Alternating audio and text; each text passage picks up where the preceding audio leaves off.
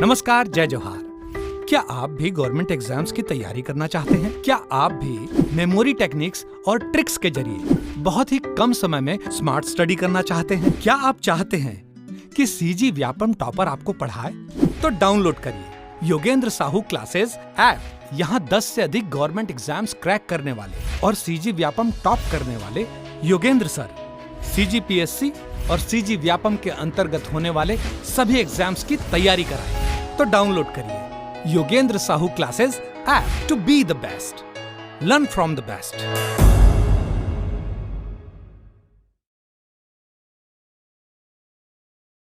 कोई भी सपना साकार करने के लिए सबसे जरूरी है सही कोच का होना। चुनिए Yogendra Sahu classes first rank को और करे अपने सीजी व्यापम CGPSC का सपना साकार। Download the app now. नमस्कार दोस्तों, स्वागत है आपका योगेंद्र साहू ऑनलाइन क्लासेस में। तो आज की क्लास में हम चर्चा करेंगे भारतीय राष्ट्रपति के ऊपर। ठीक, भारत सरकार की समस्त कार्यपालिका कार्यवाही जो होती है वो राष्ट्रपति के नाम से ही होती है। जो राष्ट्रपति होता है वो भारत का प्रथम नागरिक होता है और राष्ट्र की एकता, अखंडता और सुदृढ़ता का प्रतीक होता है। राष्ट्रपति का पद, राष्ट्रपति पर महाभियोग की प्रक्रिया, ये सब कहाँ से लिया गया है? तो ये सब अमेरिका से लिया गया है। भारत में जो राष्ट्रपति की भूमिका है वो सेम ब्रिटेन की महारानी की भूमिका जैसे ही है। वो बस एक नाम मात्र औपचारिक प्रमुख होता है, बल्कि वास्तविक शक्ति किसके हाथों में होती है? तो मंत्रिपरिषद के हाथों में होती है। ठीक है, तो मैंने बताया था कि भाग 5 में क्या है? संघीय सरकार है। भाग 5 में संघीय सरकार है। तो संघ यानी संसद किससे मिलकर बना होता है? तीन चीज़ों से। क्या क्या? लोकसभा, राज्यसभा और राष्ट्रपति। तो आज हम लोग क्या पढ़ेंगे? राष्ट्रपति के बारे में।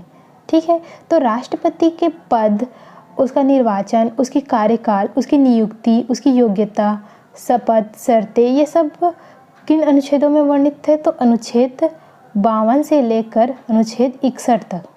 ठीक, आगे भी है लेकिन ये मेन हमको याद करना है। ठीक, तो मैं बताती हूँ कि कौन से अनुच्छेद में क्या, कौन से विषय हैं, तो उसके बाद हम लोग इसका प्रश्न बनाएंगे। तो अनुच्छेद 52 में क्या है? अनुच्छेद 52 में तो सबसे पहले क्या है? राष्ट्रपति। तो राष्ट्रपति का पद। तो अनुच्छेद 52 में राष्ट्रपति के पद के बारे में जानकारी दी गई। ठीक, फिर 53 में क्या है? तो पद है तो पद की कुछ शक्तियाँ होंगी। तो ये बताया गया है कि कार्यपालिका की समस्त शक्तियाँ क्या होगी? राष्ट्रपति में ही निहित होगी। ठीक है, राष्ट्रपति में निहित होगी क्या? तो शक्ति। 53 में क्या है? तो शक्ति है। ठीक है, 54 में क्या है? तो जब राष्ट्रपति का पद है तो उसका कोई निर्वाचक मंडल होगा कि कौन उसको चुनता है, उसका निर्वाचन किस प्रकार से होता है? तो 54 में क्या है? निर्वाचक मंडल है। ठीक है, निर्वाचक मंडल। 55 में क्या है? निर्वाचक है तो उसकी निर्वाचन पद्धति कैसी होगी, किस प्रकार से उस राष्ट्रपति का निर्वाचन होता है? प्रत्यक्ष रूप से होता है कि अप्रत्यक्ष रूप से होता है? इसकी जानकारी कहाँ है? तो अनुच्छेद 55 में है। ठीक, फिर 56 में क्या है? 56 में है उनका कार्यकाल, कि वो कितने वर्षों तक अपने पद पर बना रहेगा। ठीक, तो उनका कार्यकाल क्या होता है? शपथ लेने के दिन से अगले 5 साल तक होता है। ठीक, अगर बीच में उनका पद रिक्त हो जाता है तो जो भी नया राष्ट्रपति बनता है उसका भी कार्यकाल आगामी 5 वर्षों के लिए ही होता है। ठीक, ऐसा नहीं कि बचे अगर 3 साल में उनका पद रिक्त हो जाता है तो जो चुनाव होता है वो बचे हुए 2 साल के लिए होता है। नहीं, ऐसा नहीं होता। राष्ट्रपति का अगर कोई चुनाव हो रहा है तो 5 साल के लिए ही निर्धारित होता है। ठीक है, 56 में जब कार्यकाल है तो 57 में क्या है? उसका पुनः नियुक्ति है, मतलब एक ही आदमी 2 बार राष्ट्रपति बन सकता है। ठीक, पुनः नियुक्ति का है 57 में दिया गया है। ठीक, फिर 58 में क्या है? तो 58 में उसकी योग्यता है कि राष्ट्रपति बनने के लिए कौन कौन सी योग्यता होनी चाहिए। ठीक, 59 में क्या है? तो शर्तें, किन किन शर्तों का पालन करना चाहिए। ठीक, फिर 60 में है शपथ। जब राष्ट्रपति पद धारण करेगा तो किसका शपथ लेगा, ये किस में है? तो अनुच्छेद 7 में। 61 में क्या है? तो जब पद धारण किया है तो उसको हटाने की प्रक्रिया भी होगी कि उसे किस प्रकार से हटाया जा सकता है। तो 61 में क्या है? महाभियोग की प्रक्रिया, मतलब राष्ट्रपति को किस प्रक्रिया के द्वारा हटाया जा सकता है? तो महाभियोग की प्रक्रिया के द्वारा हटाया जा सकता है।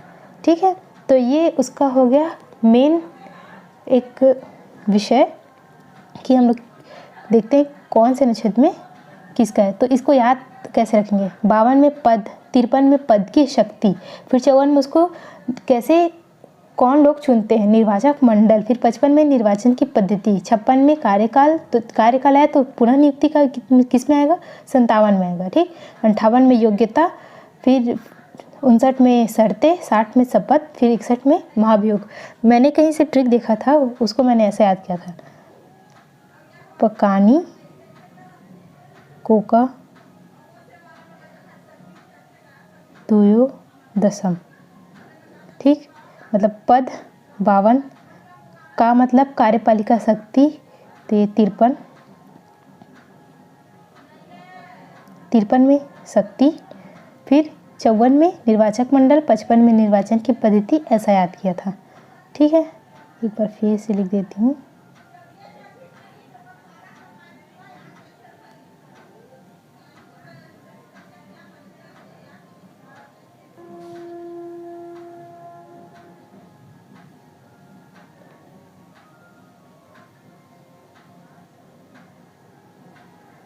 दुयो दशम।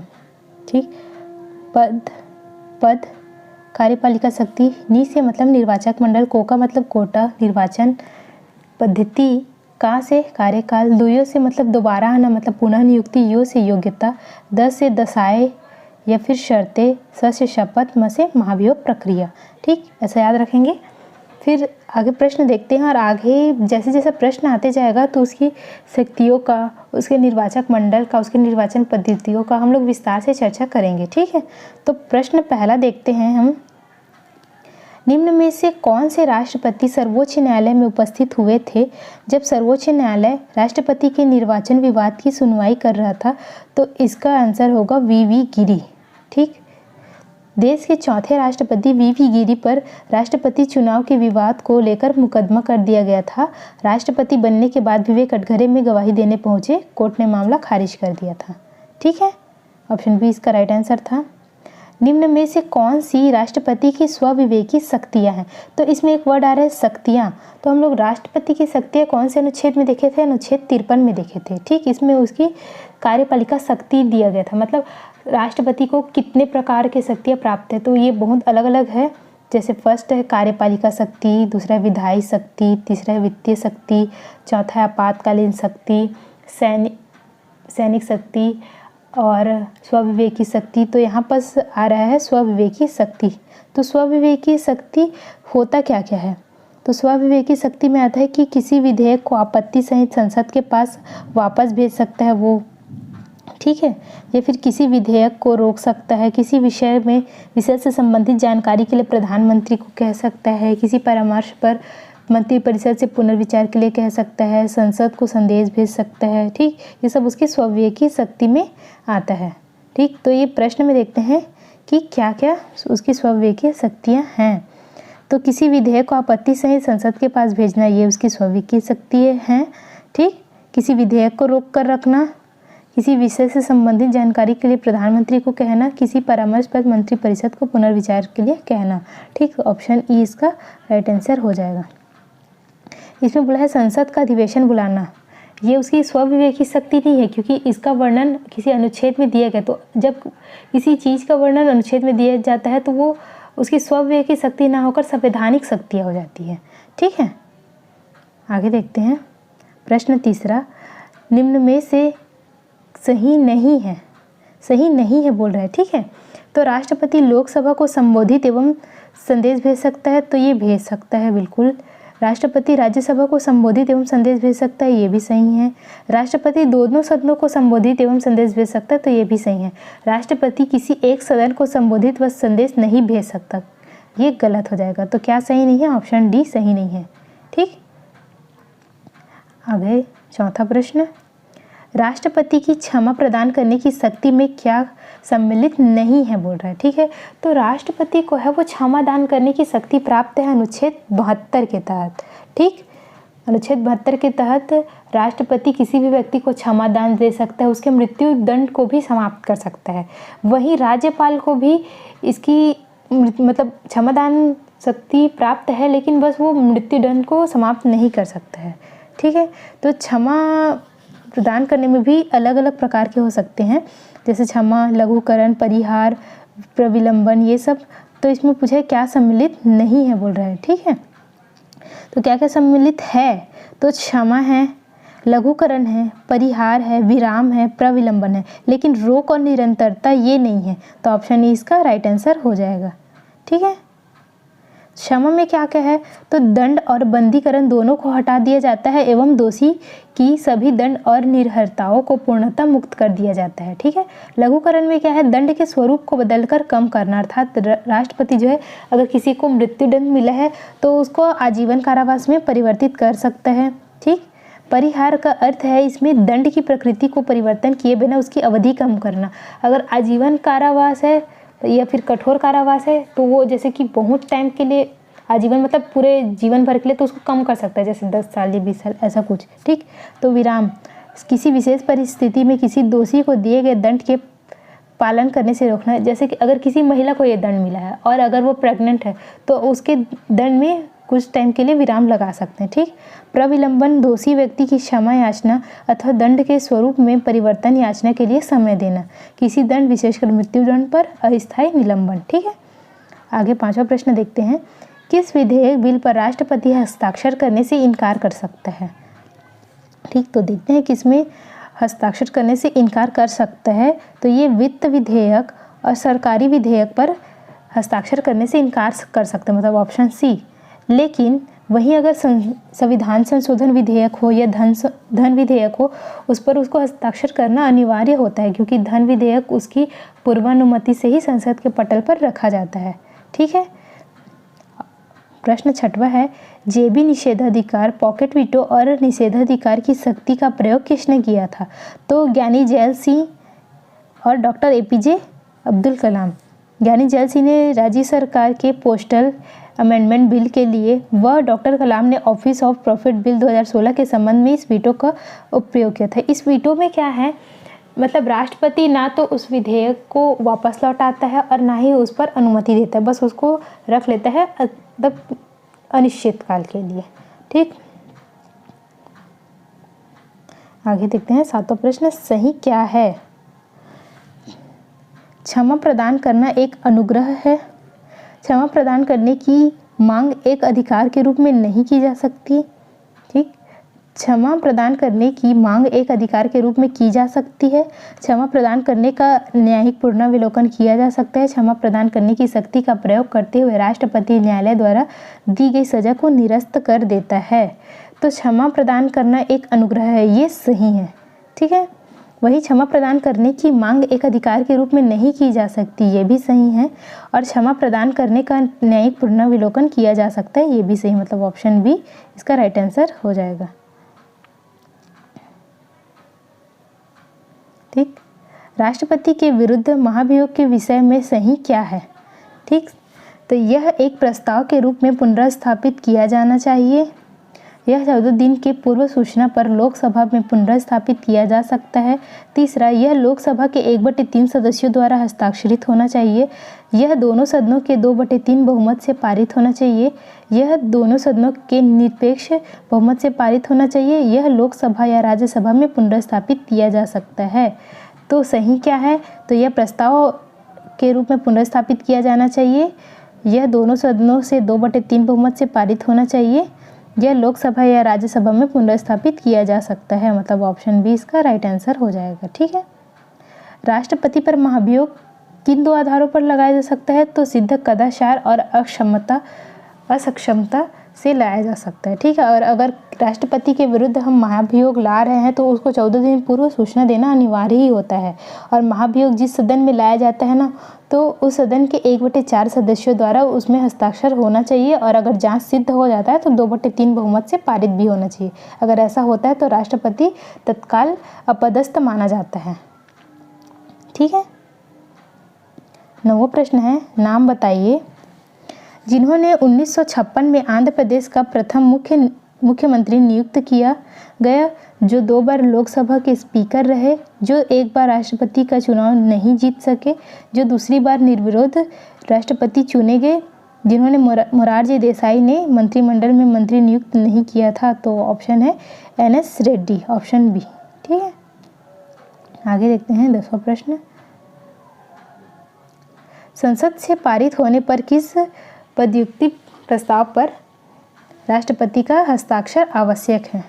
ठीक है, तो सर्वोच्च न्यायालय के मुख्य न्यायाधीश, सर्वोच्च न्यायालय के न्यायाधीश और नियंत्रक एवं महालेखा परीक्षक, इसका हस्ताक्षर होना आवश्यक है। ऑप्शन सी इसका राइट आंसर हो जाएगा। ठीक, आगे देखते हैं। राष्ट्रपति के संबोधन के विषय में इसमें से सही क्या है? ठीक, तो वह संसद के किसी भी सदन को संबोधित कर सकता है। वह प्रत्येक वर्ष संसद के प्रथम सम्मेलन को संबोधित करेगा। लोकसभा के प्रत्येक आम चुनाव के पश्चात वह संसद के प्रथम सम्मेलन को संबोधित करेगा। प्रत्येक आम चुनाव के पश्चात वह लोकसभा के प्रथम सम्मेलन को संबोधित करेगा। तो सही क्या क्या है? वह संसद के किसी भी सदन को संबोधित कर सकता है। ठीक है, और प्रत्येक वर्ष संसद के प्रथम सम्मेलन को भी संबोधित करता है, ये भी सही है। और लोकसभा के प्रत्येक आम चुनाव के पश्चात वह संसद के प्रथम सम्मेलन को संबोधित करेगा, ये भी सही है। मतलब ऑप्शन सी। ठीक, 12वां प्रश्न है, निम्नलिखित में से क्या सही है? संसद सदस्यों की अयोग्यता से संबंधित प्रश्न सर्वोच्च न्यायालय द्वारा विचार किए जाते हैं।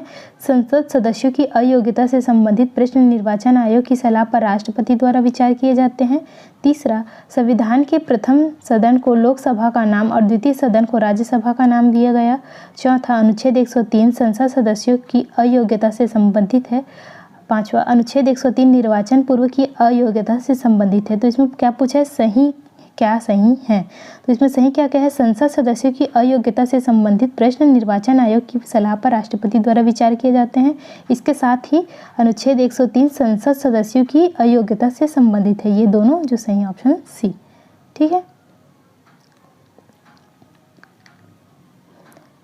13वां प्रश्न है, राष्ट्रपति के चुनाव के संदर्भ में विधानसभा के सदस्यों के मत का मूल्य की गणना का सूत्र क्या है? तो जैसे हम लोग शुरू में पढ़े थे कि अलग अलग अनुच्छेद में राष्ट्रपति से संबंधित विषय दिया गया था, तो वैसे ही उसमें दिया है अनुच्छेद 55 में निर्वाचन की पद्धति, मतलब जो राष्ट्रपति का चुनाव है वो एकल संक्रमणीय मत पद्धति के द्वारा होता है। इसमें अलग अलग सांसदों विधायकों का मत मूल्य निकाला जाता है। ठीक है, तो इसमें विधानसभा के सदस्यों के मतों के मूल्य की गणना करने का सूत्र पूछा है। ठीक, तो इसमें सूत्र क्या होता है? राज्य की जो कुल जनसंख्या होती है उसको उस राज्य के विधानसभा के निर्वाचित सदस्यों की कुल संख्या से भाग किया जाता है। इसके साथ ही उस पूरे को 1000 से डिवाइड किया जाता है। मतलब राज्य की जनसंख्या बटे विधानसभा की कुल के निर्वाचित सदस्यों की कुल संख्या भागित 1000, या फिर इसको गुना 1/1000 भी लिख सकते हैं। ठीक है, ऑप्शन सी इसका राइट आंसर हो जाएगा। आगे है प्रश्न, राष्ट्रपति पद की शर्तों के विषय में क्या सुमेलित नहीं है? ठीक, सुमेलित नहीं है पूछ रहे हैं। वह 35 वर्ष की आयु पूरी कर चुका हो, वह भारत का नागरिक हो, वह अन्य किसी लाभ के पद पर नहीं होगा, उसे विशेषाधिकार की पात्रता होगी, उसकी उपलब्धियों और भत्ते की पदावधि के दौरान कम नहीं किया जा सकेगा। तो शर्तें में क्या क्या सुमेलित नहीं है? तो वह 35 वर्ष की आयु पूरी कर चुका हो, वह भारत का नागरिक हो, ये सब उसकी योग्यता में आता है। और योग्यता कौन से अनुच्छेद में है? अनुच्छेद 58 में। और योग्यता के बाद शर्तें मतलब 59, इसमें क्या है? राष्ट्रपति से संबंधित शर्तें। ठीक है, तो योग्यता में क्या क्या आता है कि वह 35 वर्ष की आयु पूरी कर चुका हो, वह भारत का नागरिक हो और वह लोकसभा सदस्य बनने की योग्यता रखता हो। ये तीनों किस में आता है? योग्यता में आता है। वहीं उसकी सेवा शर्तों में क्या आता है कि उसे विशेषाधिकार की पात्रता होगी, उसकी उपलब्धियों और भत्ते उसकी पदावधि के दौरान कम नहीं किए जा सकते, वह किसी लाभ के पद पर ना हो, मतलब वो किसी भी और दूसरे जॉब में नहीं होना चाहिए ऐसा। ठीक है, आगे 15वां प्रश्न, राष्ट्रपति किस विधेयक पर अनुशंसा करता है? ठीक, तो सरकारी विधेयक, नए राज्य के निर्माण संबंधी विधेयक, राज्य की सीमा में परिवर्तन से संबंधित विधेयक। ठीक, इन तीनों विषयों पर वो अनुशंसा करता है। ABC, option C. ठीक है, राज्यों के नाम में परिवर्तन संबंधी विधेयक संबंधित राज्य की विधानसभा द्वारा पारित किए जाने के पश्चात संसद द्वारा स्वीकृति प्रदान करने से होती है। ठीक है, आगे देखते हैं, मान लीजिए संसद ने एक शासकीय विधेयक पारित किया और राष्ट्रपति के पास हस्ताक्षर के लिए भेज दिया।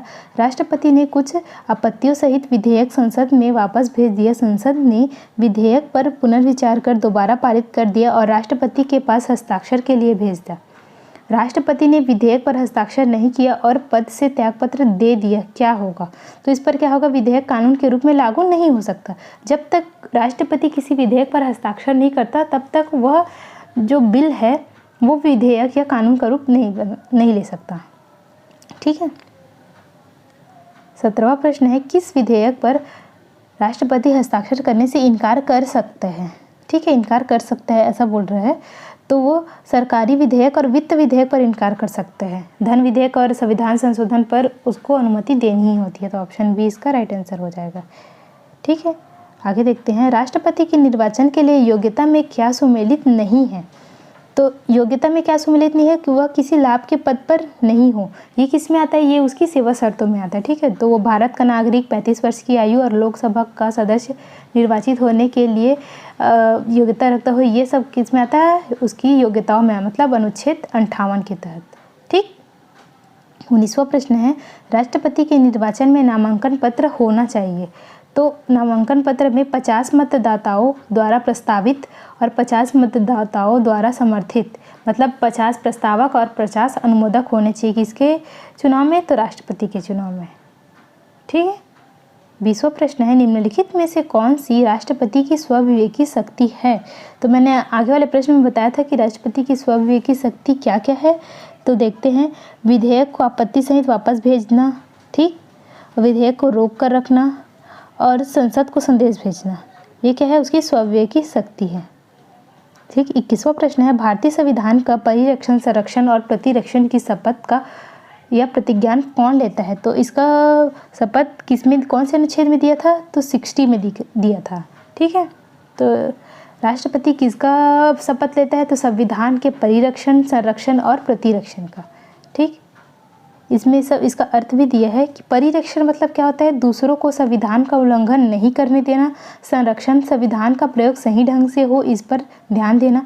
और प्रतिरक्षण की वह स्वयं संविधान का उल्लंघन नहीं करेगा।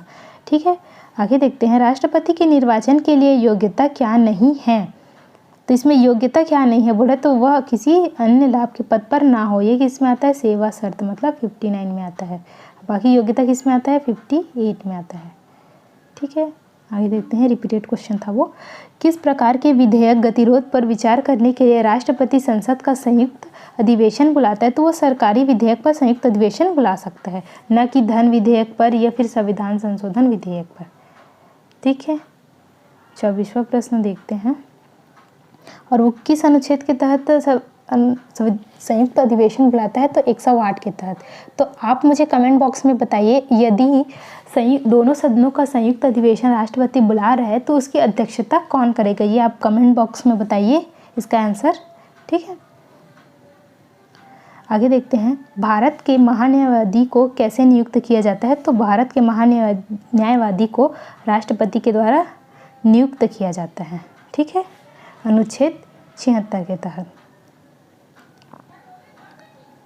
25वां प्रश्न है, भारत के निम्नलिखित राष्ट्रपति की मृत्यु उनके कार्यकाल में हुई थी?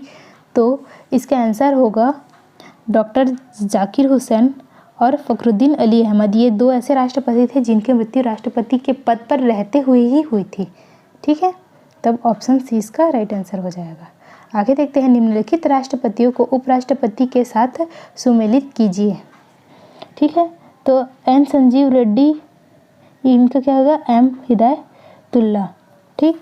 आर वेंकटरमन, शंकर दयाल शर्मा। वहीं Zail Singh, R Venkataraman, K R Narayan, Krishankant. Option D इसका राइट आंसर हो जाएगा। 27वां प्रश्न है, राष्ट्रपति किसे अपने पद से नहीं हटा सकता?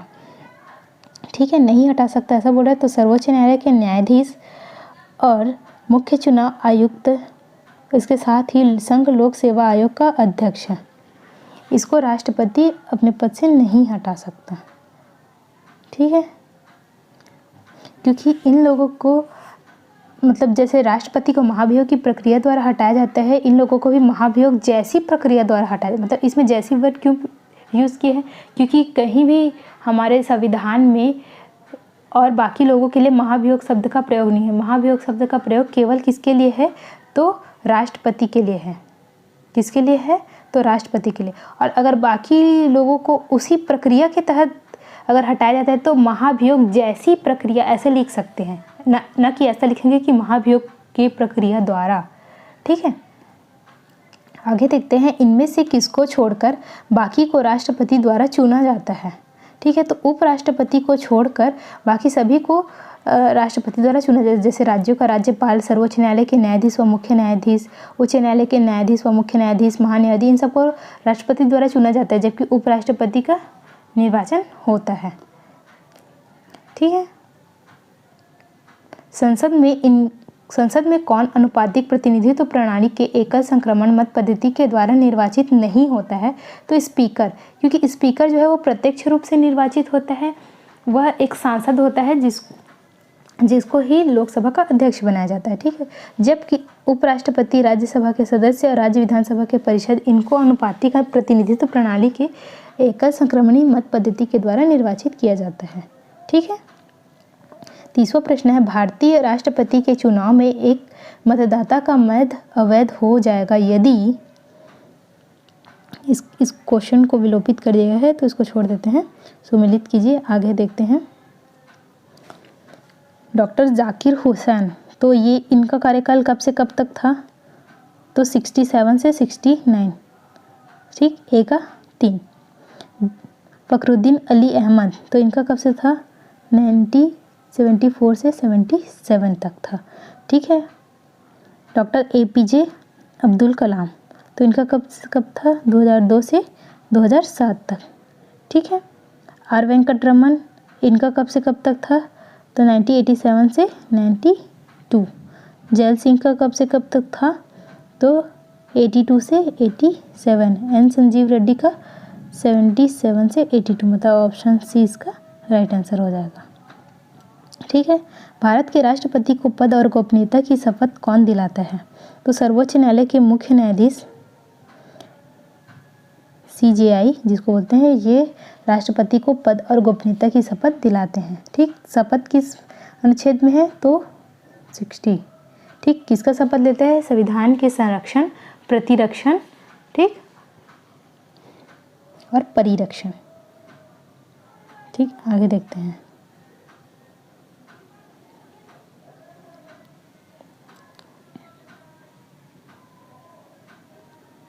तैंतीसवां प्रश्न है, सामान्यतः भारतीय राष्ट्रपति राज्यपाल की नियुक्ति के समय उस राज्य के मुख्यमंत्री से सलाह लेता है, यह क्या है? तो यह सिर्फ एक मान्यता या परंपरा है, ये ऐसा कुछ जरूरी नहीं होता है कि वह उसे परामर्श ले।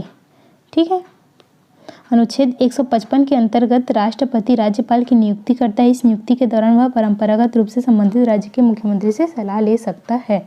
ठीक, 34वां प्रश्न है, भारतीय राष्ट्रपति राज्यसभा में कितने सदस्यों को मनोनीत करता है? तो कितने सदस्यों को मनोनीत करता है? तो 12 सदस्यों को। अनुच्छेद 80(1) के तहत राज्यसभा के 12 सदस्यों को मनोनीत करता है, जो कि विज्ञान, समाज सेवा, कला, खेल, साहित्य, पत्रकारिता के क्षेत्र से संबंधित होते हैं।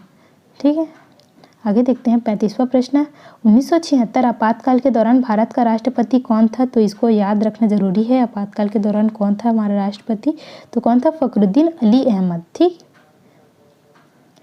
भारत के राष्ट्रपति अपना त्यागपत्र किसको सौंपते हैं? तो ये उपराष्ट्रपति को सौंपते हैं। ठीक है, ऐसा कुछ अधिकतर जैसे जिसका भी नियुक्ति किया जाता है वो अपना त्यागपत्र अपने नियोक्ता को ही सौंपता है। ठीक है, जैसे अगर महान्यायवादी को त्यागपत्र देना है तो वो राष्ट्रपति को देगा।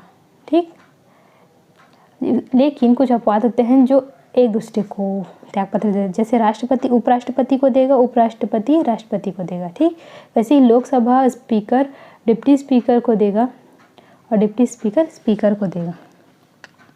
ठीक, राष्ट्रपति संविधान के किस अनुच्छेद के अंतर्गत लोकसभा को भंग कर सकता है? तो अनुच्छेद 85 के तहत वो लोकसभा को भंग कर सकता है। ठीक, निम्नलिखित में से कौन सा कथन भारत के राष्ट्रपति के अधिकारों के संबंधों में सत्य है? तो राष्ट्रपति की अनुमति से संसद में पारित विधेयक कानून बनता है। मैंने बताया था कि राष्ट्रपति जब तक किसी बिल पर हस्ताक्षर नहीं करेगा वो विधेयक कानून नहीं बन सकता, तो ये ज़रूरी है। ठीक, आगे देखते हैं। संघ लोक सेवा आयोग के अध्यक्ष एवं सदस्यों की नियुक्ति कौन करता है? ठीक, तो भारत के राष्ट्रपति यही जो है वो यूपीएससी के जो अध्यक्ष होते हैं और सदस्य होते हैं उनकी नियुक्ति करते हैं। ठीक है, निम्नलिखित में से कौन 2 कार्यकालों तक भारत के राष्ट्रपति रहे? तो यह है डॉक्टर राजेंद्र प्रसाद। ये एकमात्र ऐसे राष्ट्रपति हैं जो 2 कार्यकालों तक राष्ट्रपति के पद पर बने रहे। ठीक है, एक 1952 से 57 तक और दूसरा 57 से 62 तक। ठीक है, आगे देखते हैं। भारत में सशस्त्र सेनाओं के सर्वोच्च सेनापति कौन है? तो ये कौन है? तो राष्ट्रपति हैं। संसद के प्रथम सत्र की शुरुआत राष्ट्रपति के भाषण से होती है। यह भाषण कौन तैयार करता है? तो ये कैबिनेट तैयार करता है। कैबिनेट के जो मंत्री होते हैं वो तैयार करते हैं। ठीक है, भारतीय संविधान का कौन सा अनुच्छेद राष्ट्रपति के पद के लिए पुनः निर्वाचन की योग्यता निर्धारित करता है? तो 57। ठीक है, पुनः योग्यता मतलब 57। 56 में क्या था? उनका कार्यकाल था। तो 57 क्या आएगा? दोबारा मतलब पुनः नियुक्ति वाला। ठीक है,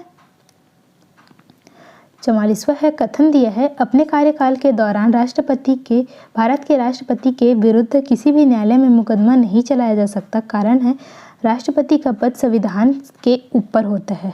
इसमें कथन तो सही है लेकिन कारण गलत है। राष्ट्रपति संविधान से ऊपर नहीं हो सकता क्योंकि हमारा संविधान ही सर्वोच्च है, सभी पदों से ऊंचा है ये। ठीक है, तो ऑप्शन सी इसका राइट आंसर हो जाएगा। कथन सही है परंतु कारण गलत है।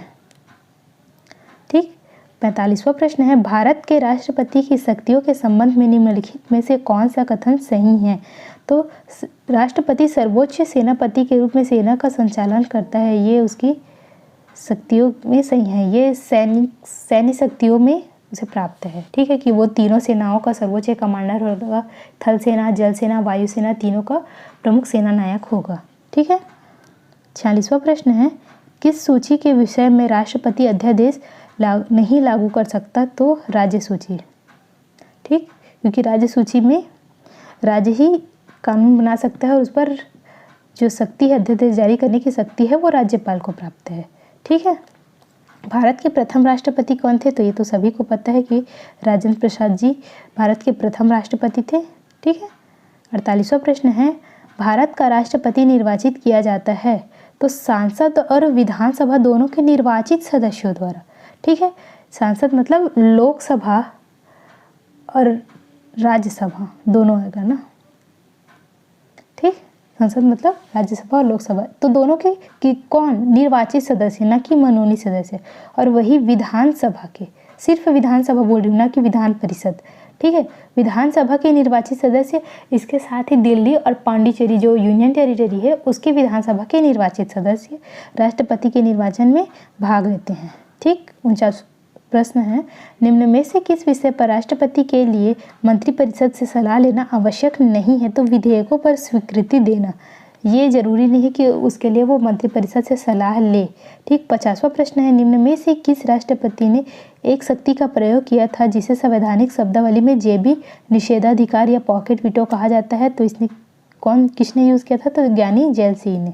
ठीक, डाक संशोधन विधेयक पर इन्होंने इस वीटो का प्रयोग किया था। ठीक, तो इसमें बहुत सारा, अभी तक जितना भी प्रश्न देखे उसमें बहुत सारा वर्ड आ रहा है। संसद का अधिवेशन, उसकी विधायी शक्ति, स्वविवेकी शक्ति, वीटो, सैन्य शक्ति, तो ये सब मतलब नियुक्ति, महान्यायवादी की नियुक्ति, किसी की पदमुक्ति, तो ये सभी कहाँ मिलेगा पढ़ने की? तो ये सब जो अनुच्छेद 53 है, जो राष्ट्रपति की कार्यपालिका शक्ति, उसको अलग अलग भागों में बांटा गया है। जैसे कि कार्यपालिका शक्ति, विधायी शक्ति। ठीक, तो उसी के तहत इन सब को पढ़ेंगे। मैंने बस ऊपर से ही बताया था कि इसमें उसकी शक्ति है, इसमें उसका शपथ है, महाभियोग है, पूरे डिटेल से नहीं बताया था। तो इसके लिए आपको डिटेल से थ्योरी एक बार पढ़ना होगा, तभी ये क्वेश्चन अच्छे से समझ में आएंगे। अगर इसमें किसी भी प्रकार का डाउट हो तो आप कमेंट में पूछ सकते हैं। आज के लिए इतने ही प्रश्न करते हैं, आगे हम नेक्स्ट वीडियो में देखेंगे। और मेरे प्रश्न का ज़रूर आंसर दे कि अगर संयुक्त अधिवेशन राष्ट्रपति बुलाता है तो उसकी अध्यक्षता कौन करता है। ठीक है, कमेंट बॉक्स में इसका आंसर दीजिए। धन्यवाद।